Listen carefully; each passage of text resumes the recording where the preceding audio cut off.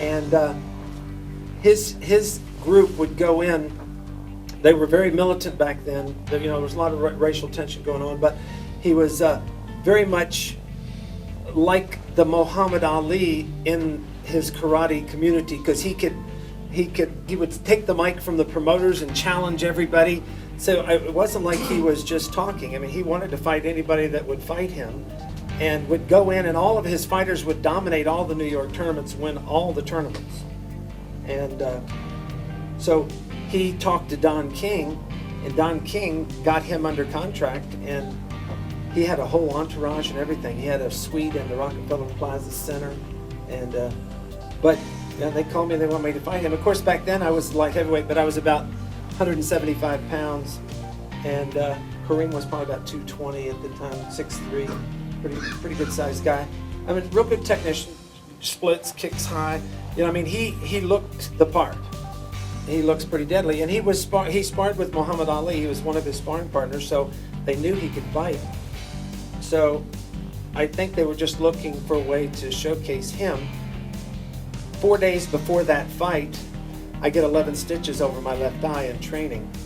I had Joe Corley brought Jerry Rome up to Washington, D.C. to be my sparring partner for those 3 weeks, and we were fighting with those old June Reed gloves, the big ones, and Jerry threw a right cross, and I slipped, and it just grazed my eye.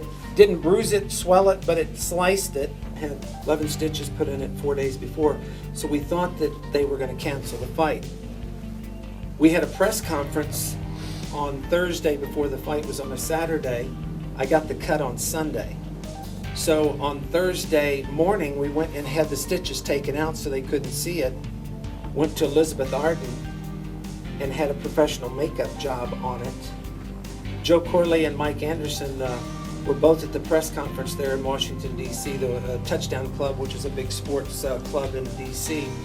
And they had the lights and the TV cameras, and they were doing all the interviews and everything.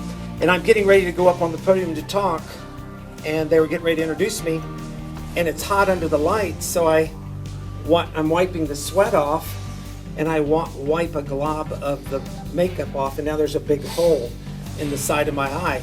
And Mike Anderson is right beside me, and he didn't know about the cut. We didn't tell anybody because they would end up canceling the fight, put somebody else in. Of course, Mike Anderson looks over and goes, "Jeff, is that a cut on your eye?" So we're going, shh, quiet. So we went and put the makeup on it, and it was on my left side, and I fought mainly off of this side. So now I have this cut on this fight. So I fought that side for the first 3 rounds. He threw one jab and it opened up. So I ended up fighting the rest of the fight off the other side. But ended up winning a unanimous decision on that fight, with which is quite a lot with when you have Don King's judges. You got I had Asa Gordon, who was one of the best corner cutting in, and he was in my corner. It was the first time they ever did a world champion karate with a world champion boxing, with Don King was, of course, the promoter. And 50 million people viewed that fight. It went worldwide on closed circuit TV. We shot it live from Washington, D.C. Capitol Center. It was the biggest sports arena in the whole area. It seated about 30,000 people. So it got kickboxing a lot of publicity.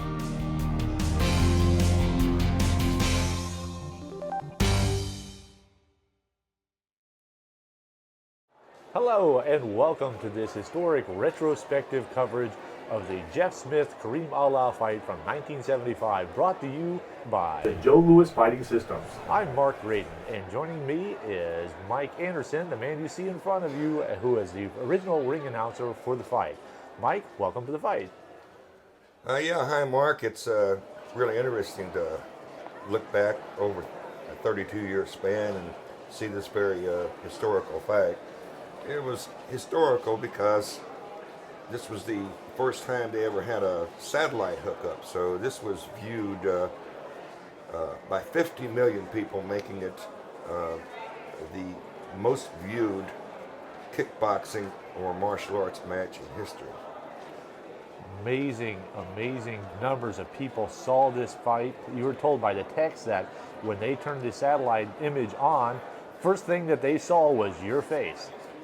Yes, I think I was the first person to speak to a live audience all over the world. So it was very exciting. This is the first part of the. This fight is the first part of the Thrilla in Manila production. Muhammad Ali versus Joe Frazier. And we're 3 parts of this. This was part 1.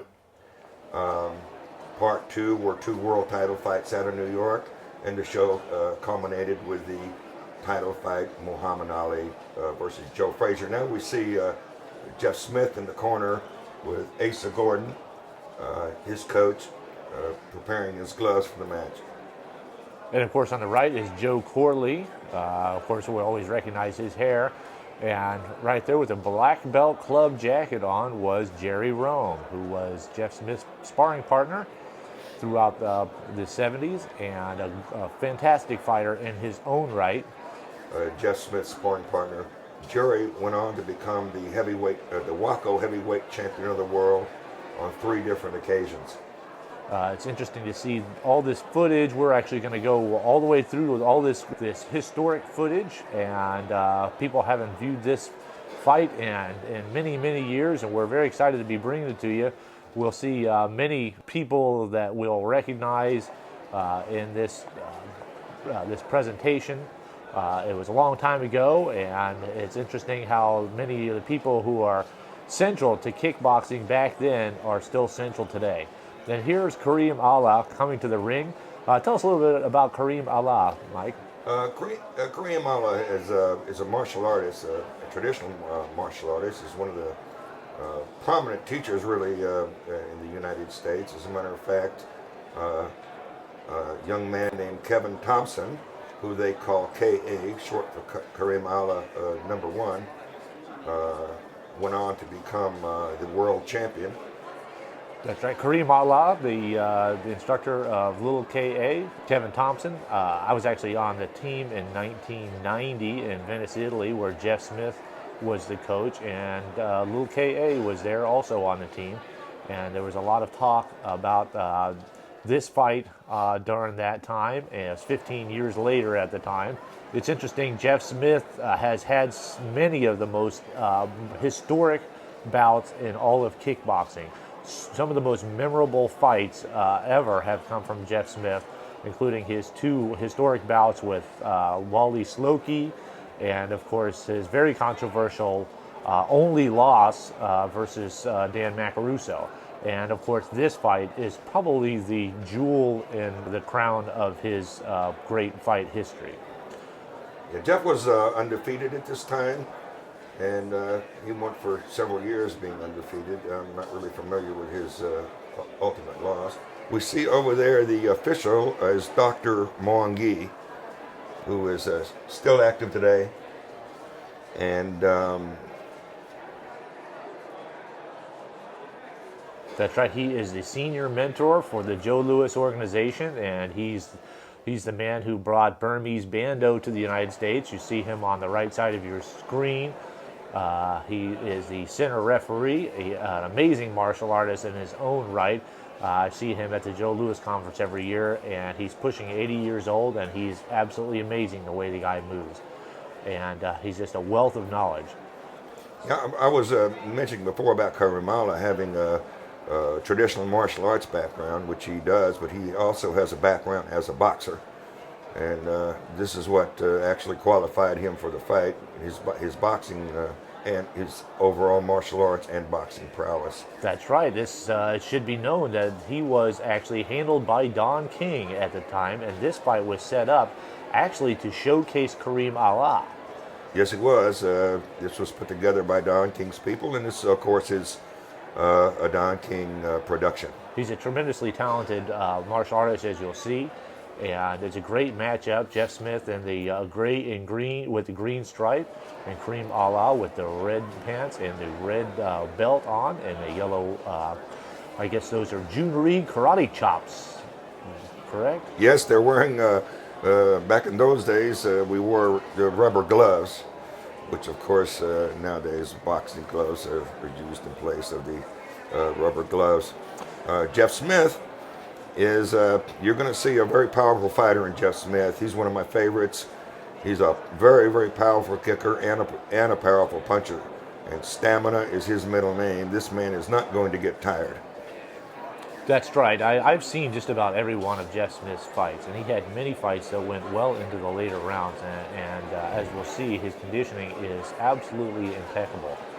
He has always been known for having his legs underneath him and being very agile and in control well into the later rounds. And this fight is a showcase of that conditioning.